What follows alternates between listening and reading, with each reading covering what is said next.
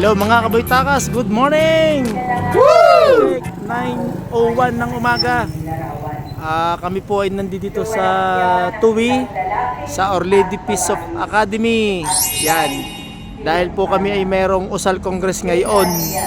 Lahat po ng member schools ng USAL ay naririto sa Tuwi para sa aming USAL Congress. Our Lady Peace of Academy po ay nasa Tuwi, katabi po ng simbahan ng St. Vincent Ferrer. Yan. So katatapos lang po ng misa. Hindi po ako nakapag-content kanina kasi kaya naman nasa sa misa. Pero ako po ay sumaglit lang dito sa labas para maipakita sa inyo itong pangalan ng school. Maganda po itong school na ito mga kaboytakas. Okay? Kaya lang ang aming assembly hindi dito kundi doon sa may municipal court. Okay? So tayo po'y pupunta doon para makita nyo po. Yan. Okay, so maganda po ang klima, malamig, medyo malamig mga kaboytakas. Dahil nga ngayon nagtataglamig. Ayan, punta po kami doon. Ayan mga kaboytakas, ito yung municipal sabi natin municipal multipurpose hall ng Tuwi. Nandito kami. So bantayog ni Rizal. Yan, bantayog ni Jose Rizal. So papasok tayo sa loob mga kaboytakas ha, para po makita natin ang loob. Yan.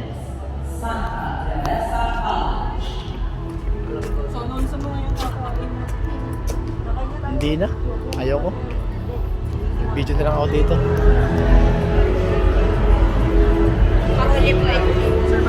Ay, hello po sir, congrats po ha.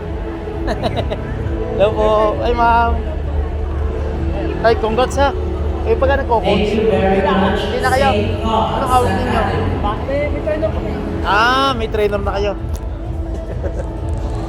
Yan, mga kaboytakas. Pipicturan daw. Ano na? Pipicturan pa.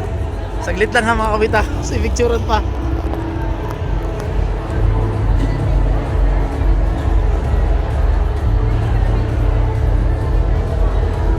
Happening now mga kaboytakas. So, katatapos lang po ng misa, naka-break. Uy!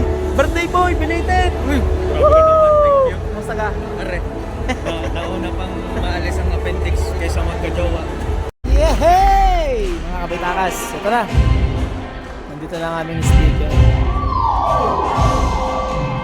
Arat na kasayaw. Magandang umaga po sa ating lahat. Magandang umaga, Usalians! Isang mapagpalang araw po sa mga guro, administrador at mga pari na naririto sa araw at ulwang ito. At syempre po, hindi ko rin naman maaaring makalimutan batiin ang aking napakagandang kasama. Isang mapagpalang mapitagang umaga, binibining Roxanne Cabello. Magandang araw po sa ating lahat! At syempre, hindi naman ako makapapayag na ang papati lamang sa akin ay nagbinuo sa ating katabi. Magandang araw sa iyo, napakatikas mo ngayong araw, Sir Ken. Magandang araw sa iyo. Isang karangalan ang iyong sinambit sa akin. Sir Ken, today is not just another gathering, it is a celebration of unity, passion, and shared purpose. Tama ka dyan, Ma'am Roxanne. Kadugtong at pagpapatuloy ng iyong sinabi. Baging ako'y maganda at pinaghandaan ang tema para sa taong ito. Tama ka dyan, Sir Ken, kaya huwag na natin patagalin pa because this year's USAL Cup and Congress, we have our theme. We rise as one, we carry the faith. And this is USAL Congress 2026. When I was tasked to introduce our resource speaker for this USAL Congress, I was handed a curriculum vitae that reads more like a history of Philippine justice. I immediately realized the challenge. How do you summarize 51 years of unblemished public service? How do you condense a career that spans from being a local music teacher to becoming the 147th Associate Justice of the Supreme Court? If I were to read every single award, fellowship, and landmark position, I bet we would be here until our next annual Congress. So instead of a dry list, let us honor the story of a woman who represents the very best of our province and our faith. Her journey began right here in Batangas, graduating as a salutatorian from Alidad Elementary School and with high honors from St. Bridget's College, where she also completed a music teacher's course in piano. After earning her law degree from the University of Santo Tomas in 1960, her thirst for wisdom took her to the world's most prestigious halls. She is a two-time alumna of Harvard Law School and a fellow of the Academy of American and International Law in Dallas, Texas. She further mastered her craft at the University of Nevada and the University of Southern California, proving that a Batanguete mind can excel on the global stage. Ladies and gentlemen, please rise for a Narinig tayo. woman of unblemished integrity, a global scholar and a proud daughter of Batangas, retired Supreme Court Justice Angelina Sandoval Gutierrez.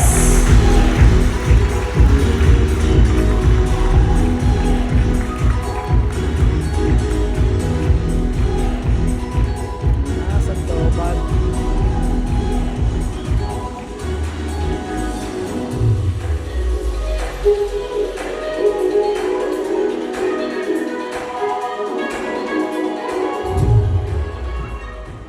Sandoval Gutierrez. Okay. Retired Justice Angelina S. Gutierrez. Okay.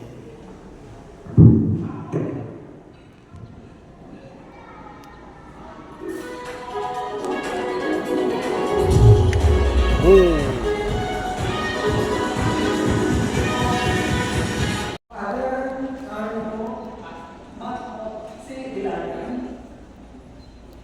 President of the Unified Schools of the Archdiocese of Lima, Reverend Father Bernardo Aguilar, Director of Host School, this school, Reverend Father Noel Abuta, Vice Director, Reverend Father Eugene Hechanola, also Vice Director, administrators, teachers and staff, students, guests, ladies and gentlemen, a pleasant morning to all of you. Okay po. Thank you, Reverend Father Carlo, for inviting me as a speaker today.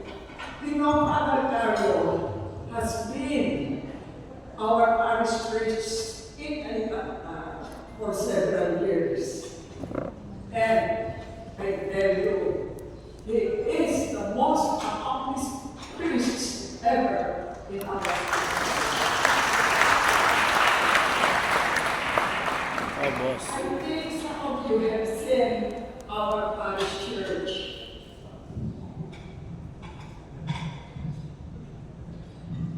Have you seen our parish church? Yes. Yes.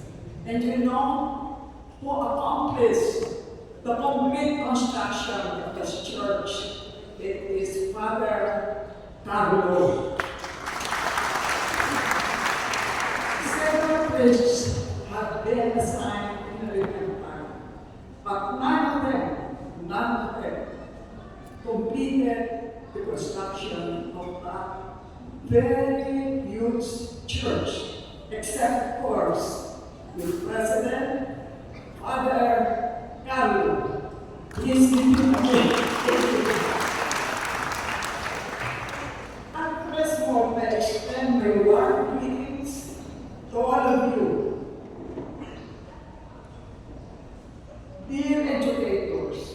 to shape the minds of the young and prepare them to be worthy citizens of these nations. Please give them yourselves a big hand.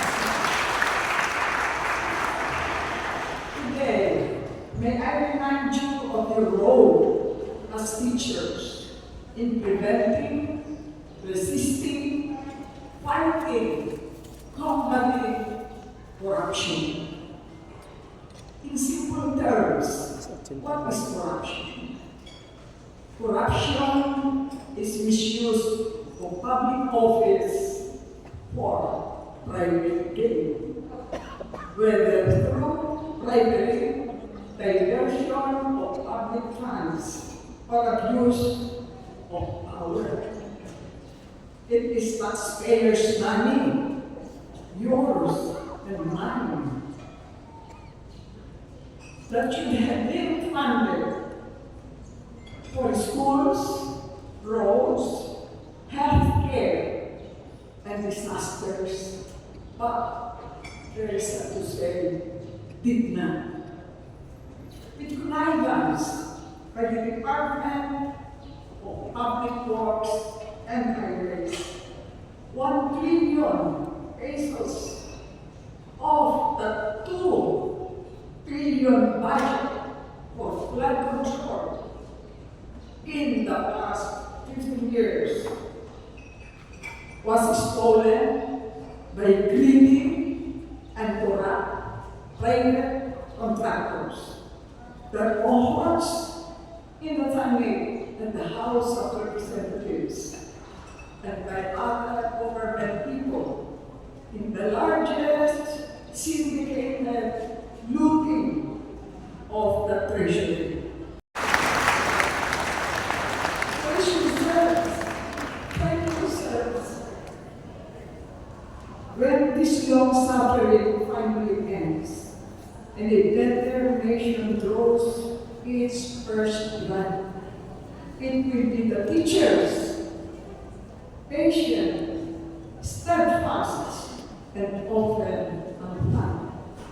As I said, sometimes nobody thank you, who will have ushered the Philippines into its long-awaited maturity. Ako bilang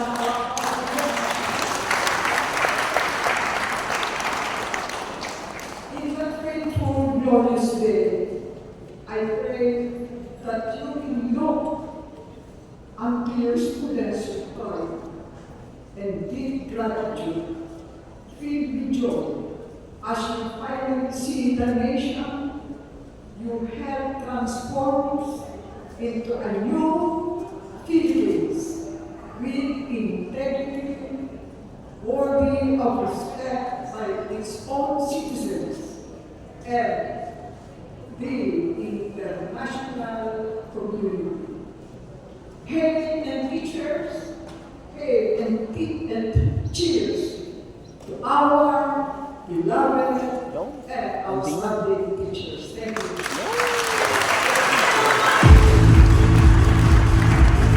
Sa cultural Yan mga kabaitakas, katatapos lang po mag-share ang ating the third Justice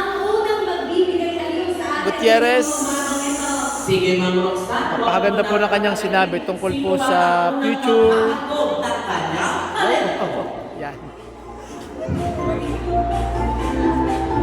So they are eating na po mga kabaitakas merienda. Aliw sa atin para ngayong umaga, tawagin natin, hindi na ako makapagintay. Ito lang naman ang Shout out po sa mga students ng OLPA, mga senior high school, grade 11. Majority po ay grade 11 sila. Mga students po ng OLPA.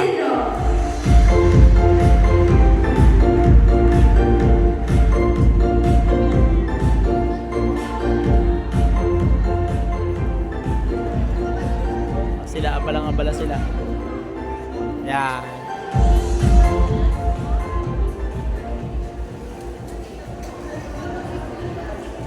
Kumakain na sila mga kabaitakas. Ayan natin. Ito tayo dito. Ako! Makaka-copyright tayo. Sige po. Ito ang aking mga table mates. Table number 33. Yan. Sunod nating magtatanghal mga ay kabatakas. isa ng kinalampag 11:02. ang at ang lilisan. Ibig sabihin, siya po ay aming dating kasamahan at naglingkod din po bilang guro ng Our Lady of Peace Academy. Kaya naman huwag na natin patagalin pa. My dear delegates and Lusangans, palakpakan po natin, Miss Zanica Pangilinan!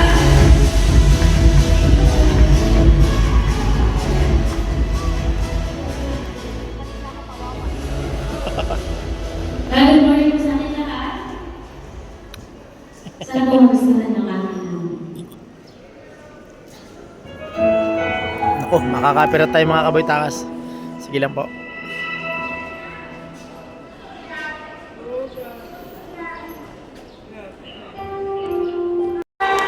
Go! Pare mo na.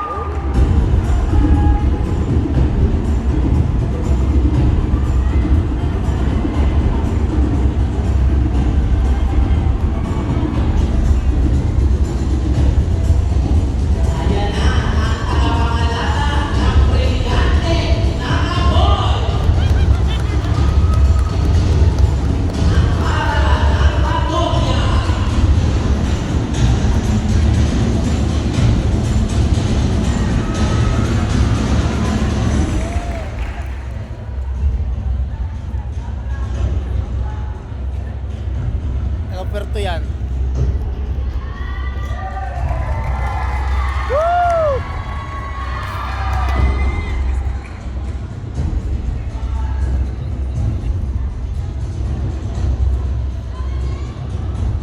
Yung taga Puerto yan, ano?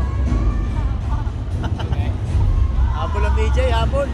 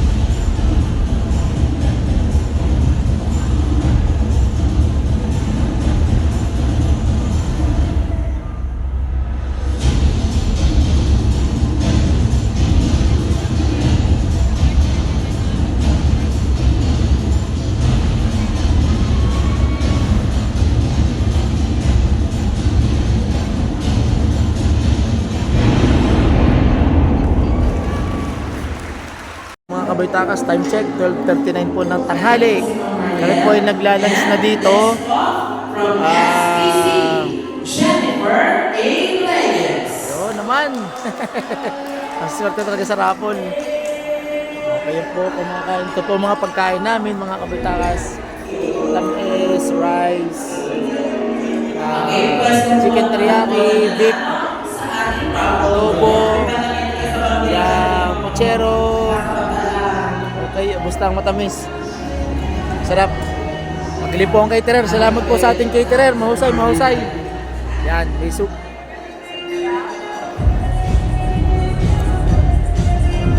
Coach, congrats po ha.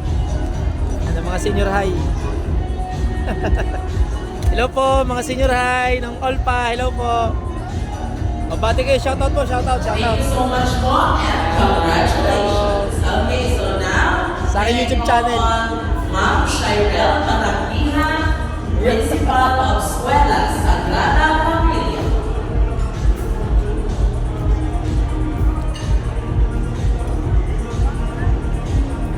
Okay lang, picturean ko kayo. Okay lang. Sige po. Sige. Hello, Ma'am Shirel. Good morning po. One, So, tuloy-tuloy yan, yan. natin po ang pamimigay po natin 1, ng pang-premio. 2, 3. Puso. 1, 2, Shirel, 3. unang bola. Okay. Thank you. Yan. From St. Thomas Academy Avida, Mga siniray. Ma'am Leia May and Hello po. Roque. Kaway kayo. Kaway, kaway, kaway. Hello. Picture, picture. Then from St. Michael, 1, 2, 3. Okay. Ma'am Karina A. Kai. Mga kabaytakas. Nagra-raffle na po kami ngayon. Kakatuwa naman. Congratulations all pa. Our Lady of Kaysasay Academy, Ma'am Kim Harvey Magnaye.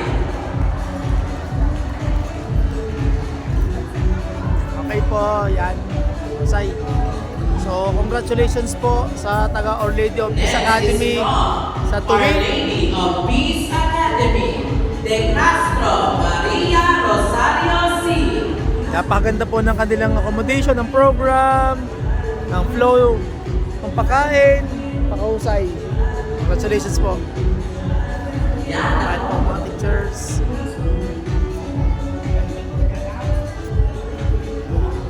Next, we have from St. Mary's Educational Institute, ang aking kumatre, Ma'am Mea D.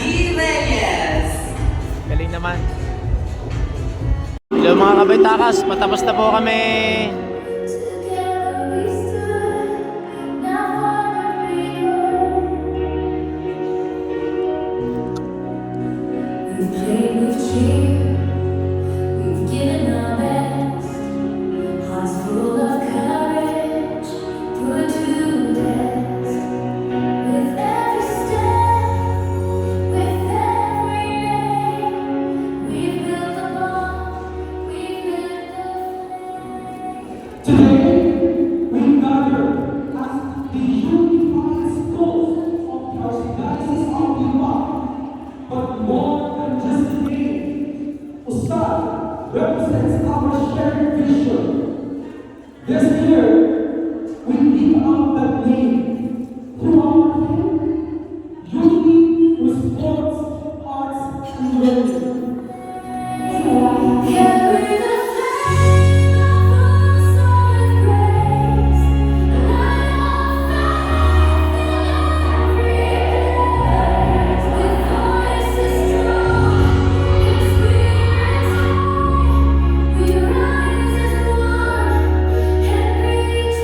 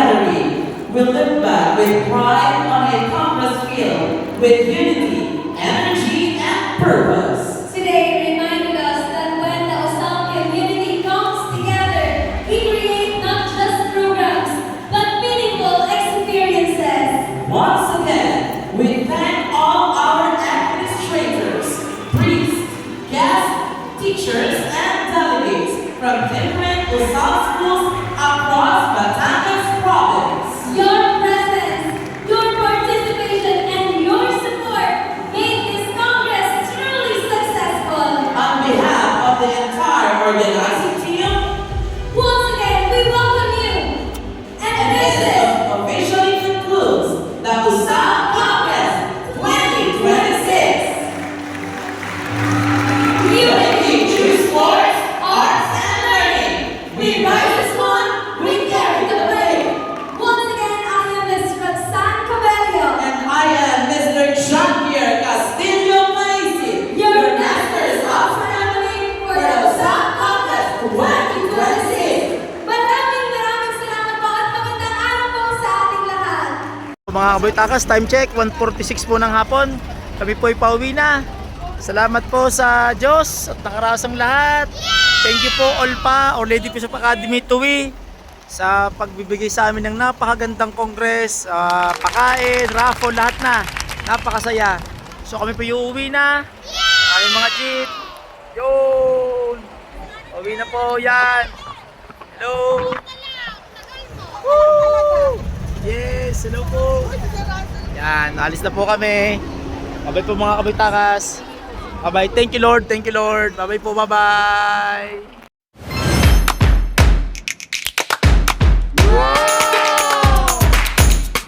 Thank you.